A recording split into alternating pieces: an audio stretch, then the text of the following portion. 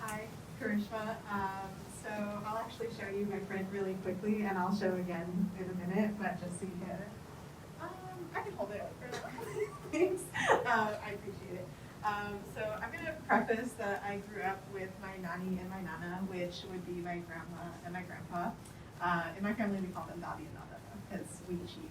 And everyone just calls them the same thing.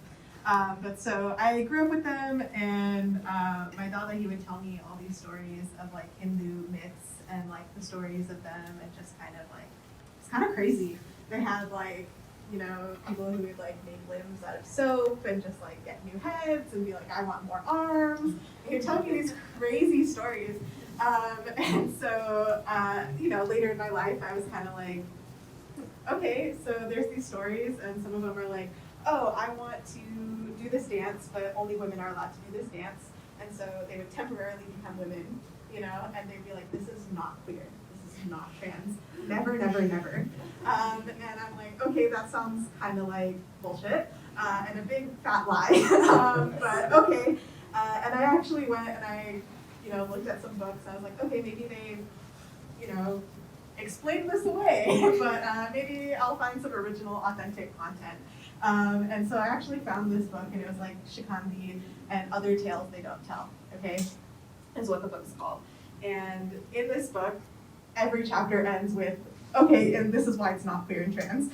And I was like, okay, I don't like that, not at all. And if you think back, and maybe you don't know this, but in the British colonial period, they kind of took away everything. And everything I kind of learned about Hinduism as a child was like, we love everyone equally, and you know, these kinds of things don't matter. And then all of a sudden they really, really mattered.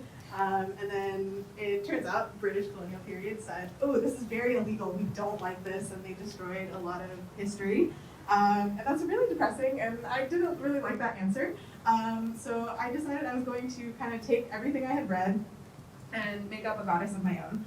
And so that's what my whole series is about, is this goddess that is a lesbian, and she is kind of like outcast for a bit, and this is her, and this was kind of my original concept of like what she looked like. And there's some myths where this guy, for doing bad things, is actually covered in vulva, and I really just liked that. I wanted a woman covered in vulva. So that's kind of like a big detail, but I also took other things I've learned in my life, like nose rings on the left side are for good luck, and that's the only side in my family we're allowed to do that, and it's very bad. My cousin had to take hers out because they're like, no, we don't do that. And like, this is about having your hair a certain length and how you wear it, and things kind of my family really, really drilled into me.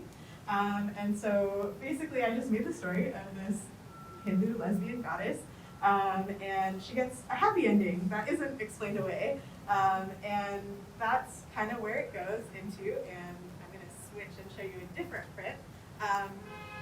And so this print is actually her and her lover, and basically she's this outcast goddess, and she has this worshiper that goes into her temple, and there is this, I don't want to call it a thing, but I'm going to call it a thing anyway, that we do, and you kind of give an offering, okay? And we call it prasad, and my dadi would always do fruits from her garden, or like almonds, and just like, you know, food, and you have it blessed. And I really like the tomatoes from my dadi's garden, and I help her grow them.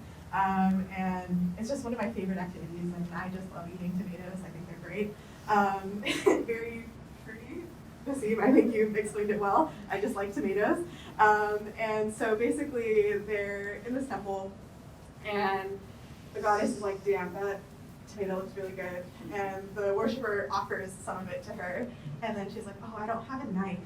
So she invites her back to her house because she thinks she's cute. And so she goes back to her house, and they like garden. And then they have this like weird little romance where they pick tomatoes together. And like she keeps inviting her back like every single day. She's like, oh, come pick some tomatoes with me. We'll have a jolly good time. And then at the end of like tomato season, she starts freaking out. She's like, what are we gonna do? Like, what's my excuse for being here?